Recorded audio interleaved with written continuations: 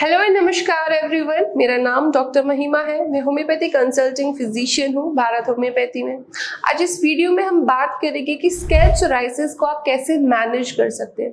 Scalp psoriasis manage करना बहुत लोगों के लिए बहुत डिफिकल्ट हो जाता है क्योंकि हेड हमारा सभी लोगों को दिखता है। हेड को हम छिपा नहीं सकते। कुछ लोग हेड को कवर करने के लिए दुपट्टा पहन लेते हैं, मेल्स कैप पहन लेते हैं, फिर भी गर्मियों में उसमें बहुत इश्यू आता है क्योंकि पर्सपिरेशन, पसीना बहुत ज़्यादा होता है और खुजली बहुत ज़्यादा होने लगती है।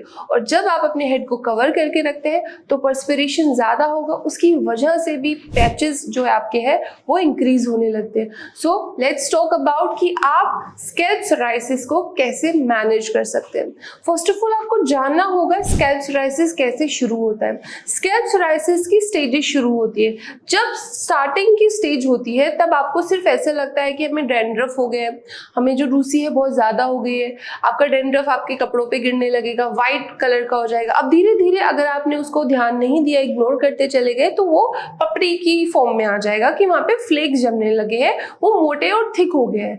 सो अब ये भी स्टेजेस अगर आपने इग्नोर कर दी, कोई एंटी फंगल आपने लोशन लगा लिया या फिर आपने शैम्पू यूज कर लिया, उससे आप हफ्ते में 2 बार लगाते हैं, उससे आपका जो डैंड्रफ है वो रिड्यूस हो जाता है। फिर आप नेक्स्ट स्टेप यही करते हैं कि नेक्स्ट वीक भी आप एंटी फंगल शैम्पू या फिर लोशन लगाते हैं। तो इससे आप अपनी जो बीमारी है उसको सप्रेस कर रहे हैं, आप उसको ठीक नहीं कर रहे, क्योंकि अब जब वो बढ़ के आएगा, जब आपका जो स्कैल्प सोराइसिस है इम्यून हो जाएगा वो जो आप शैम्पू यूज कर रहे हो उसके लिए, तब वो अपनी एक्सेबरेटेड फॉर्म में आ जाता है और ज्यादा वर्स हो जाता है। और जब वर्स होने वाली कंडीशन होती है तब आपकी स्कैल्प सोराइसिस में ब्लीडिंग भी होने लगती है।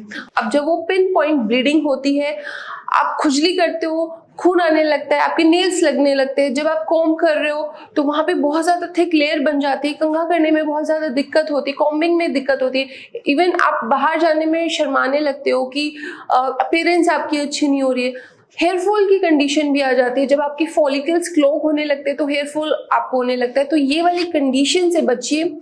एंटी फंगल शैम्पू यूज मत कीजिएगा। जितनी भी ब्रांड्स आपकी मार्केट में आपको इजीली अवेलेबल हो जाती है कि डैंड्रफ एक हफ्ते में या फिर एक शैम्पू के आपने वॉश के एक शैम्पू को यूज करके बिल्कुल ठीक हो जाए, ऐसा यूज नहीं करना है।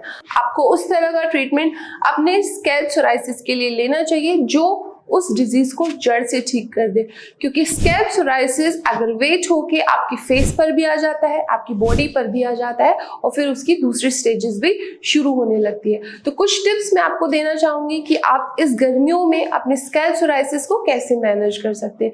फर्स्ट वन इज, जब भी आप धूल वाली एरिया में जा रहे हैं या फिर बहुत ज़्यादा पोल्यूशन है तो अपने स्कैल्प को कॉटन के कपड़े से कवर करके रखिए। अब आपको पूरे दिन अपने स्कैल्प को कवर करके नहीं रखना है क्योंकि पसीने आने से ज़्यादा दिक्कत होगी।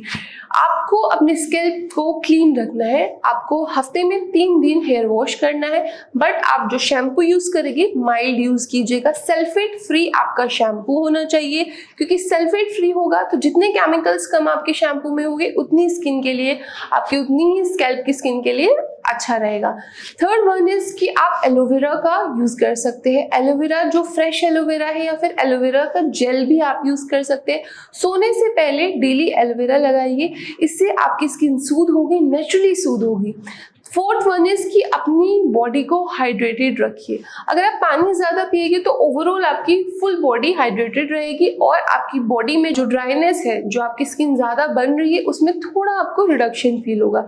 लास्ट एंड वेरी इंपॉर्टेंट कि आपको अपना फैक्टर ढूंढना है कि क्यों आपके शरीर में सोराइसिस की स्टार्टिंग हुई है। इवन वो स्कैल्प सोराइसिस है या फिर किसी और तरह का सोराइसिस है, तो उस फैक्टर को ढूंढिए कि कोई स्ट्रेस की वजह से शुरू हुई है, लाइफस्टाइल में कुछ दिक्कत आप कर रहे हैं, बहुत ज़्यादा अल्कोहल ले रहे हैं, बहुत ज़्यादा स्मोकिंग कर रहे हैं, या फिर डाइट बहुत ज़्यादा आप हाईली ऑयली या फिर बहुत ज़्यादा जंक फूड खा रहे हैं। तो वो फैक्टर फाइंड आउट कीजिए, उस फैक्टर को हटाइए अपनी लाइफ से, तो ही आपकी बीमारी जड़ से ठीक हो पाएगी। और सही इलाज बहुत ज़रूरी है। किसी स्टेज पे अगर सोराइसिस शुरू हुआ है तो उसी स्टेज पे ख़त्म करने के लिए। सो आई होप आप ये मेरी छोटी सी एडवाइस को फॉलो करेंगे तो आप अपनी स्कैल्प सोराइसिस से जल्दी छुटकारा पाएंगे। Thank you.